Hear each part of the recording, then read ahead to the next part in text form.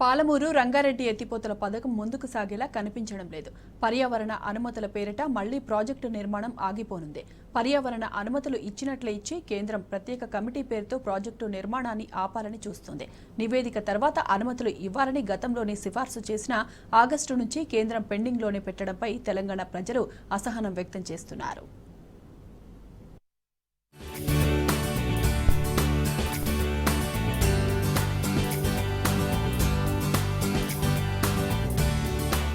పాలమూరు రంగారెడ్డి ఎత్తిపోతల పథకానికి పర్యావరణ అనుమతులపై మళ్లీ పీఠముడి పడింది. ఈ అనుమతులను మంజూరు చేయాలని కేంద్ర పర్యావరణ అటవీ మంత్రిత్వ శాఖ పరిధిలోని ఎక్స్పర్ట్ అప్రైజల్ కమిటీ గతంలోనే సిఫారసు చేసినప్పటికీ తాజాగా కేంద్రం మరో మెలిక పెట్టింది.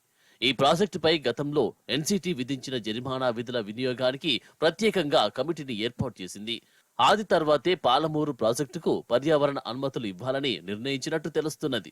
పాలమూరు ప్రాజెక్టు పర్యావరణ అనుమతుల కోసం తెలంగాణ ప్రభుత్వం 24వ ఈఏసీ సమావేశం నుంచే తీవ్రంగా ప్రయత్నిస్తున్నది. ఈ ప్రాజెక్టుపై సందేహాలను లేవనెత్తుతూ ఈఏసీ సభ్యులు ఒక దశలో పర్యావరణ అనుమతుల మంజూరును సైతం తిరస్కరించి ప్రాజెక్టు ప్రతిపాదనలు పక్కన పెట్టారు.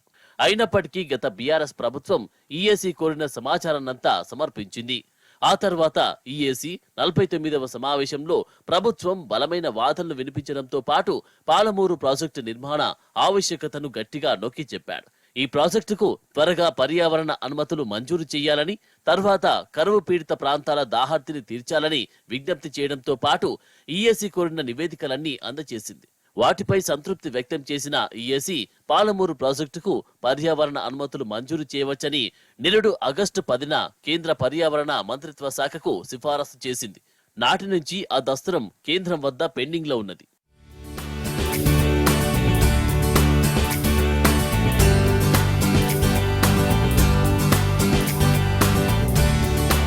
తెలంగాణ ప్రభుత్వం నిబంధనలకు విరుద్ధంగా పాలమూరు ప్రాజెక్టు పనులు చేపడుతుందని, పర్యావరణ ఉల్లంఘనలకు పాల్పడుతుందని ఆరోపిస్తూ ఏపీలోని కడప జిల్లాలకు చెందిన పలువురు ఎన్జీటీని ఆశ్రయించారు.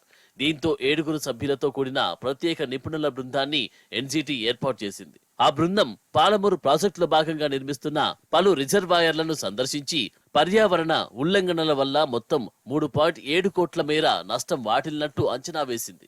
దీనిలో వాస్తవం ఎంత ఉందో తేల్చేందుకు ఎన్జీటీ మరో ఏకసభ్య కమిటీ నియమించింది. ఆ కమిటీ ఇప్పటి వరకు తన నివేదిక సమర్పించలేదు.